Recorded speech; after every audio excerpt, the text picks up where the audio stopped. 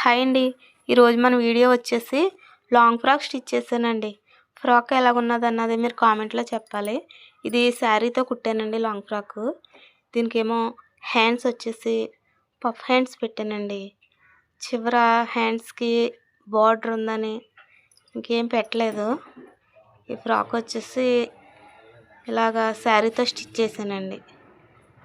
బాడీకేమో front సమోసాల్లా పెట్టి ఇలా సన్నగా లేసేసి బాడీకి ఇలా స్టిచ్ చేశాను. హ్యాండ్స్ అయితే పఫ్ హ్యాండ్స్ అండి.